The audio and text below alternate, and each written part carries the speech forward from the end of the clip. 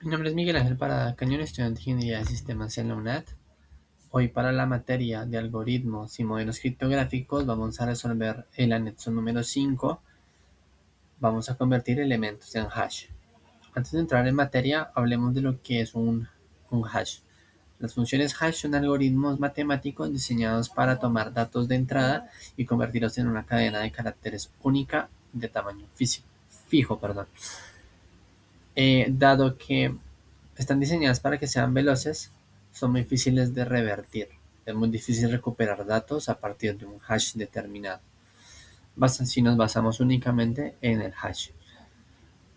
Otra de las propiedades importantes que de las funciones hash es que hasta el cambio más pequeño realizado en los datos de entrada genera un hash completamente diferente.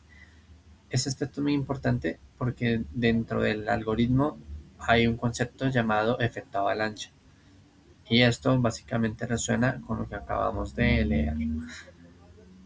Los recursos necesarios para realizar esta práctica va a ser la máquina virtual de CyberOps Workstation. Y lo primero que vamos a hacer es crear un hash. Voy a pasar aquí a dividir la pantalla para hacer la prueba. Voy a cerrar acá la terminal y voy a volverla a abrir. Y lo que vamos a hacer es el paso a paso, y mientras que hacemos el paso a paso vamos resolviendo algunas inquietudes. Lo primero que vamos a hacer es ingresar a un folder donde se encuentran los archivos que nosotros vamos a utilizar de pruebas para generar los hashes. Vamos a buscar o a leer el contenido del documento leer to grandma utilizando el comando cat. Esto nos va a permitir a nosotros leer en consola el contenido.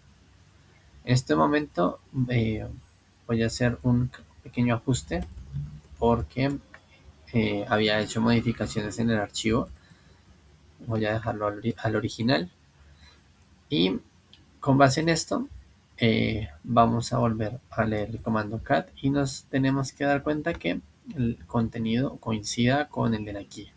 En este momento, ya viéndonos alineado, vamos a utilizar la herramienta OpenSSL para generar un hash utilizando el algoritmo SHA-256.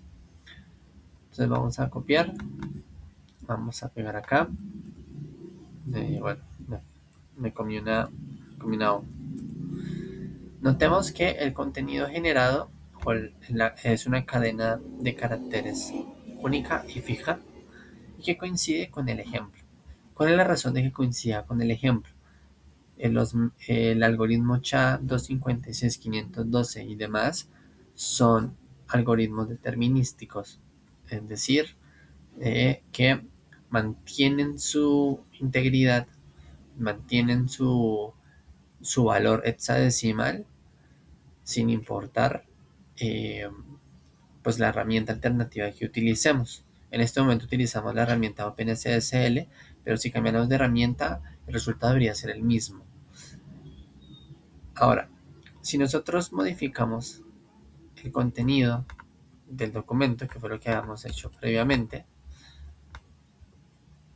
voy acá a cambiar grandma por grandpa, notemos algo muy interesante, y es que nuevamente al utilizar la herramienta OpenSSL para generar el hash, nos damos cuenta que ha cambiado.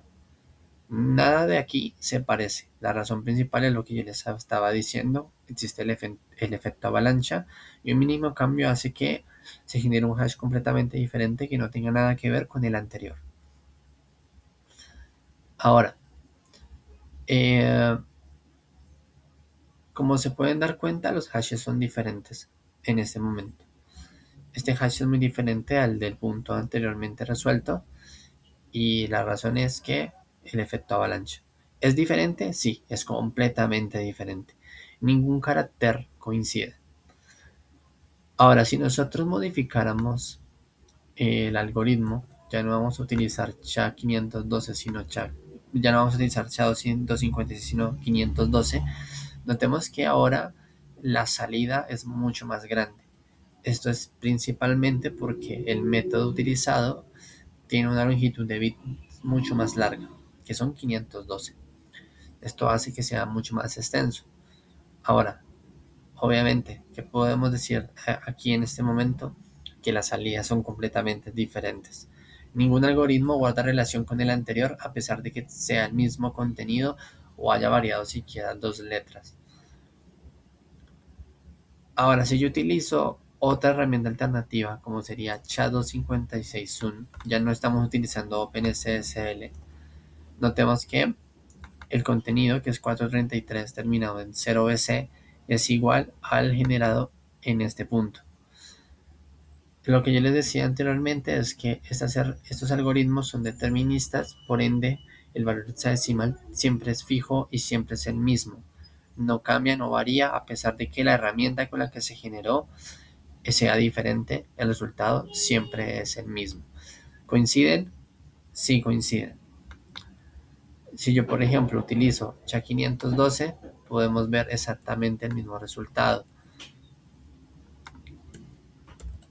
Y es que si yo guardo, noten que empieza por 7C, 35D y termina en A1D3. Y si yo nuevamente hago la comparación, exactamente es el mismo hash, carácter por carácter.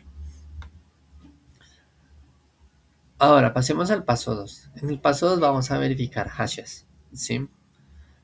Entonces, aquí hay un signature y un archivo image, ¿sí? Entonces, vamos a leer el caso. El uso de los hashes es común para verificar la integridad de los archivos. Si seguimos los pasos que se detallan a continuación para utilizar hashes de 256, podemos verificar la integridad del archivo sample.img, un archivo que se descargó de internet. Entonces, junto con el archivo sample.img también se descargó sample.img SHA-256.zip, el cual es un archivo que contiene el computado del algoritmo SHA-256 por el sitio web. Entonces, lo primero que vamos a hacer es leer el contenido, ¿cierto?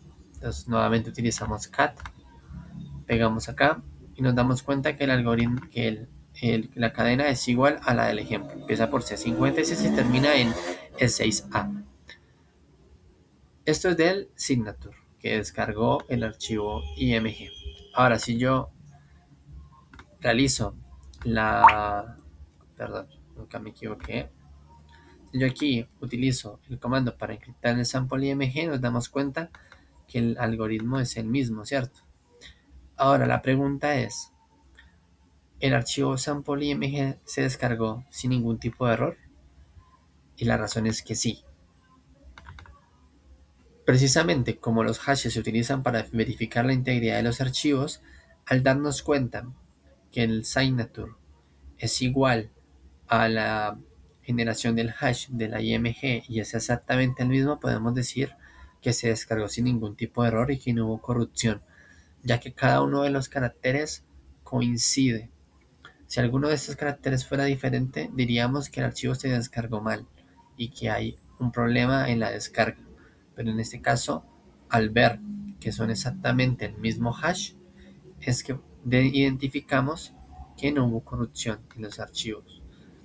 Básicamente, con estas dos actividades es que finalizamos el laboratorio de cómo convertir elementos en hashes. Espero haya sido de utilidad. Muchas gracias.